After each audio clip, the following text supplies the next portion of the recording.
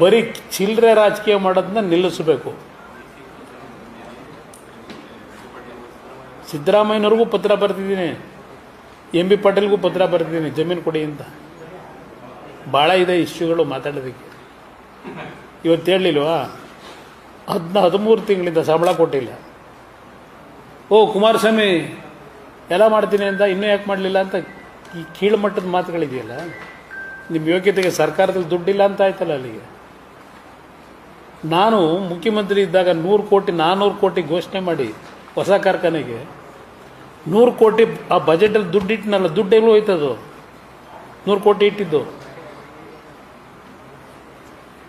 ಇವತ್ತು CSR ಫಂಡ್ನಲ್ಲಿ 33 ಕೋಟಿ 54 ಲಕ್ಷ ರೂಪಾಯಿ ಇವತ್ತು ಬಿಡುಗಡೆ ಮಾಡಿರೋದು ಇಲ್ಲಿವರೆಗೆ ಈ ವರ್ಷಕ್ಕೆ.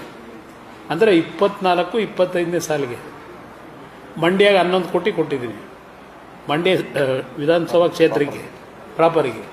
ಇನ್ನುಳಿದ ಕಡೆ 3.5 ಕೋಟಿಯಿಂದ 4 ಕೋಟಿವರೆಗೆ ಕೊಟ್ಟಿದ್ದೀನಿ, ಇನ್ನು 7 ವಿಧಾನಸಭಾ ಕ್ಷೇತ್ರಕ್ಕೆ. ಅದರಲ್ಲಿ ಬಸ್ ಶೆಲ್ಟರ್ಗಳು ಕಟ್ಟೋದಕ್ಕೆ 70 ಬಸ್ ಶೆಲ್ಟ್ರು 7.25 ಕೋಟಿನೂ ಕಟ್ತಾಯಿದ್ವಿ, 7 ಕೋಟಿ 77 ಲಕ್ಷ. ಇನ್ನು ನಿಮ್ಮ ಫಾರ್ಮರ್ಸು ಇಲ್ಲಿ ರೈತ ಭವನ ಅದಕ್ಕೆ 4.25 ಕೋಟಿ ಕೊಟ್ಟಿದ್ದೀವಿ. ಅಲ್ಲಿಂದ ಬಂದರೆ ಇನ್ಸ್ಟಾಲೇಷನ್ 5 ಮಾಸ್ಕ್ ಲೈಟ್ಗಳು 75, 4 ಕೋಟಿ 12 ಲಕ್ಷ ಕೊಟ್ಟಿದ್ದೀನಿ.